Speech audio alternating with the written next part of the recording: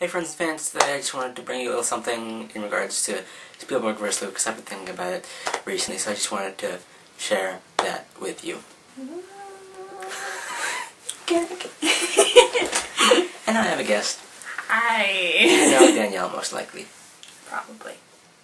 She's visiting for about a week. So, anyways, this is kind of also in part because we saw Super 8 earlier.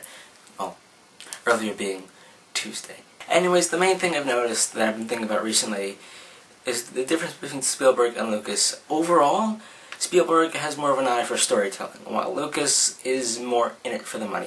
If you look at the films they've directed, Spielberg has had his more kid-friendly films as well as his, I guess, more family-oriented films, where in some cases very dramatic films like the war films he's done, like 1941 and Schindler's List, while Lucas has mainly had the Star Wars movies to work off of, which has pretty much been a really, really, really big cash cow. Lucas is an 8-year-old.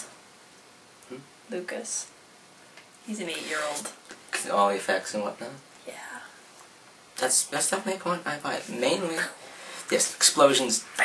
Mainly with the new Star Wars. With the new Star Wars movies. Primarily. Yes. But didn't Spielberg work with him on the original trilogy? I don't think Spielberg did. No? I mean, they worked together on Indiana Jones. Well, definitely Indiana Jones. The 3 Indiana Jones films, of course. What about the 4th one? That's blasphemy. Anyways, I mean, if you look at the Indiana Jones films, those are a great example of filmmaking, family-friendly films. Yes, there's some language, but they're full of action, likable characters, except for Winnie and possibly Short Round. But apart from that, Harrison Ford... Short Round. He's fine, but apart from that, Harrison Ford's great lead, writing is great, really classic films. 4th was... Am I getting off topic? I do that. That's okay. And the other main point I wanted to get on is there are various ideas of what I guess I would say is perfection. For example, I heard recently that Steven Spielberg is going to be re-releasing a fair amount of the films he's directed on Blu-ray within the next year or so, and there are going to be no corrections, no digital remastering things, no wires being taken out, so on and so forth. It's going to be as is, basically. Meanwhile, with George Lucas, let's just say when the old Star Wars trilogy has been re-released, Han shot first. Couple years, Damn yes, it! Han shot first. Damn you, Lucas! There were a lot of CGI characters added. Jabba was made into a CGI character, but that was when the films were originally re-released back in the late 90s. I kind of like that touch. Yeah, I don't mind that so much.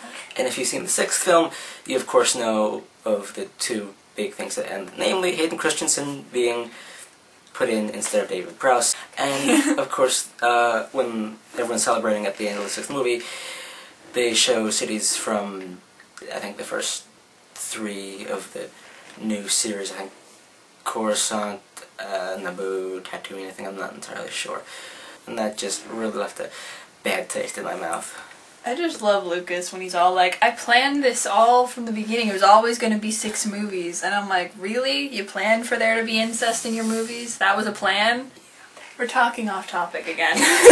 So, in regards to Super 8, it was an Amblin Entertainment production, among other things, which is one of Spielberg's original production companies that put out films like E.T., Close Encounters of the Third Kind, so on and so forth. And those are really great, family-friendly films. Smart kids, smart plot overall, I would say, and Super 8 really had a lot of that Amblin feel. The kids were, you know, smart, they were doing their own thing. The parents, overall the parents did have some depth. The design was fantastic. I don't want to get into too much of that.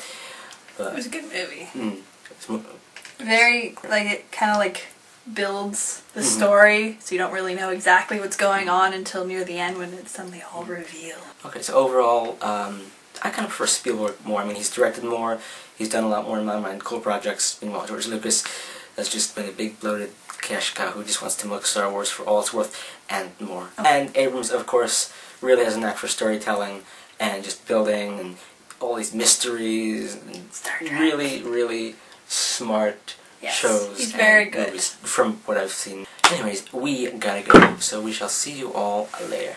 DFTBA and Al Palsy.